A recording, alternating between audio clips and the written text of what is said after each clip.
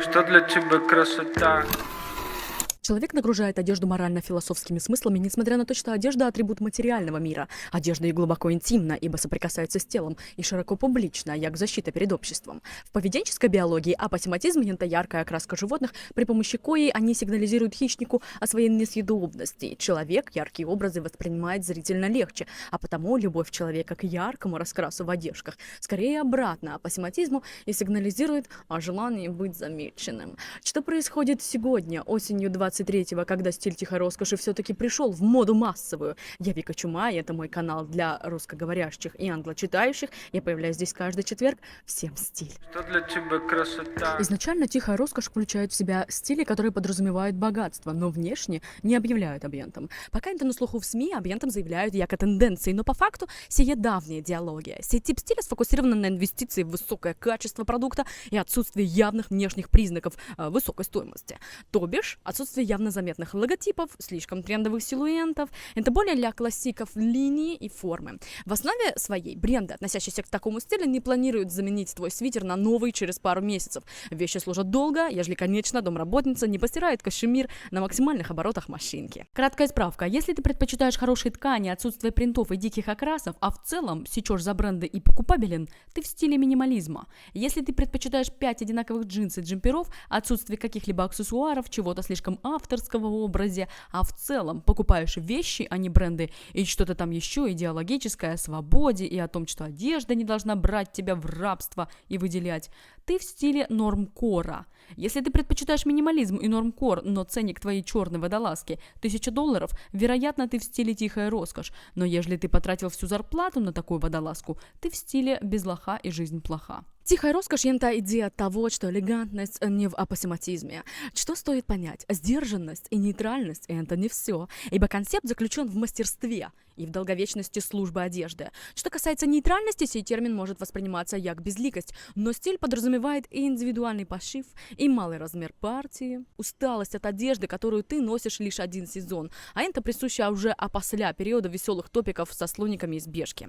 Классические силуэты в основе стиля тихой роскоши также работают на долговечность, а также, может быть очевидным, но не высказанным, на твой успех они работают. Вспомни, как тебя раздражал тот костюм из полиэстера, когда ты весь в нем сопревший объяснял что-то бизнес-партнерам и не знал, что ты бы чувствовал себя увереннее, ежели бы твое тело ощущало комфорт в отношении того, с чем оно соприкасается. Такие одежды делают тебя мощным и потому, что на первый план выходишь ты, а не моды. Я не отношу к тихой роскоши наследие. Например, стеганая строчка Шанель, все, что узнаваемое, повторяемо, не соответствует слову «тихо», внезапно. Минимализм нового века, як он возник. Что для тебя красота? Как всегда, мы уже ничего не можем придумать нового. Сам топик «А мы, богачи, должны подуспокоиться» пошел из Италии в Ренессанс, когда возник интерес у человека к искусству, к литературе, к естественным наукам, вообще к знаниям як таковым. Ренессанс утверждал земную жизнь, свободную личность, красоту як благо и здоровье, то бишь родить стали все за изящество внешних манер. От Италии все пошло, ибо там сознавали значимость наследия Великого Рима, и как-то развелась у них любовь к человеческой красоте, гражданская позиция и мода. Флоренция, як мать моды Ренессанса, породила новый тип одежды, умеренный и гармоничный, симметричный, рациональный. Экстравагантность затерли, талию расслабили, шлейф отрезали, шляпу убавили, вырезы глубокие попрятали. Придумали нижнее белье, да и в целом под влиянием античности одежда увлеклась пропорциями и благородными движениями.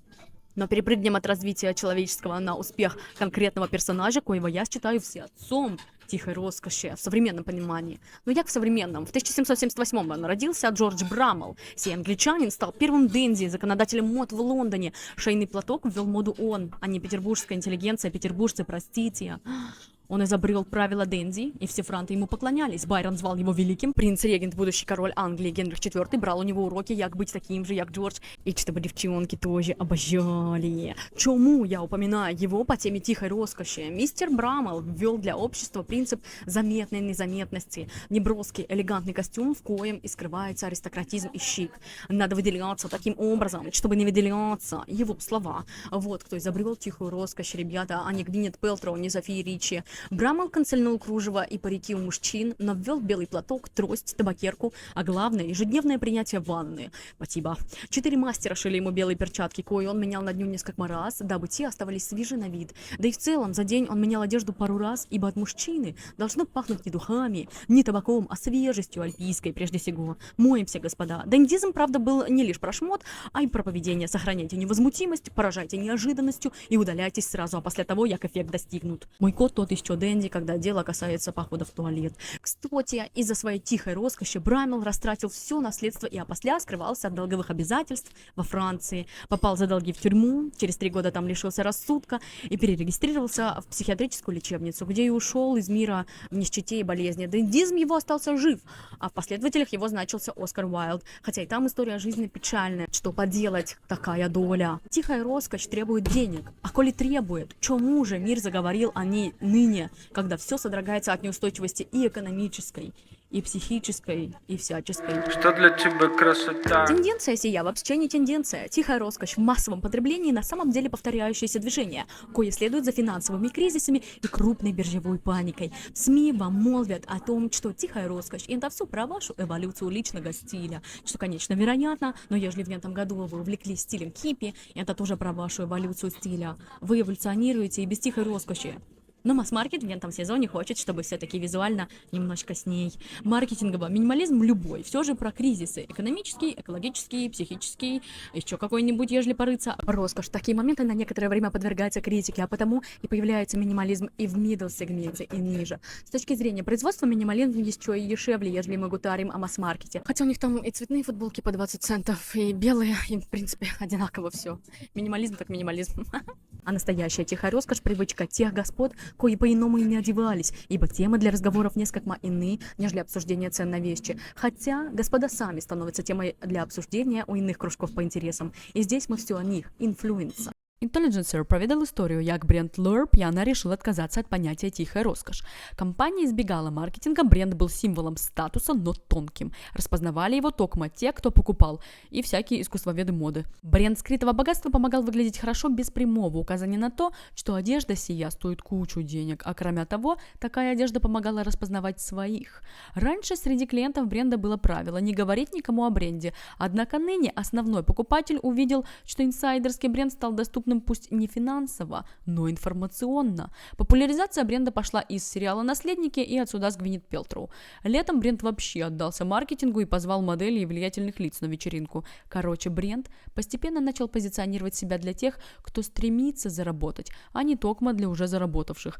Конец клубу, члены коего молчат о клубе. Хотя из-за такой узнаваемости тот самый клиент, который действительно ценил бренд за тишину, может уйти в закат. Важно ли сие бренду, ежели поп-культура будет приносить выручку, и ослабится ли ценник для тех, кто пока только стремится заработать? Усмотрим впереди. В сезоне 23-го СМИ подхватили рассуждения о том, як мило одеваются богачи по нашумевшим сериалам, коими нынче яро питается общество, и по последующим, а после снимкам звезд, коих быстро сориентировали стилисты. В апреле суть судебного процесса с Гвинет Пелтроу обсуждалась менее активно, нежели ее наряды.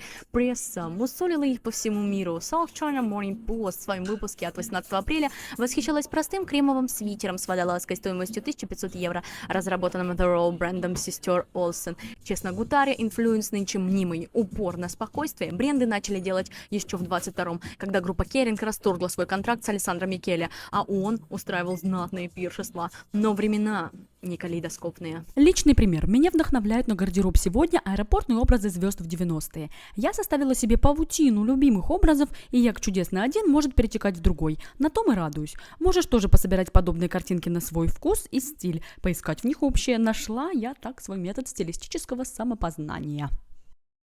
Як идейно следовать направлению. Важно понимать, что бренды тихой роскоши в целом не прекращали свою работу все это время. А потому архивов у вас предостаточно, что роскошно. Сегодня стиль сосредоточен на классических силуэтах, точном пошиве по форме и невидимом брендинге. Невидимым брендинг особенно легко сделать, ежели у нас с вами финансов на сей брендинг не хватает. Что касается любви к футболочкам с веселыми принтами, замени на однотонную, но не оверсайз.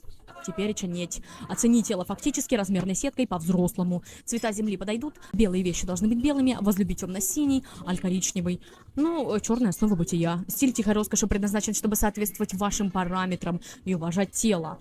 А чем-то еще напоминает моду Лиги Плюща. Никаких вышивок и экстравагантных деталей, никакого логотипа. И гардероб, уважаемый, включает в себя гладкие брюки серого али темно-синего цвета, кашемировые водолазки, рубашки и идеально вырезанные пальто из качественных тканей. Ботинки элегантные, цветовая гамма нейтральная. А лучше черный, белый, темно-синий, серый, бежевый, як мокрый песок.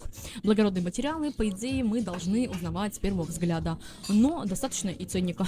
Чем же хорош всякий минимализм в любые времена? Время расслабляться. Я Вика Чума.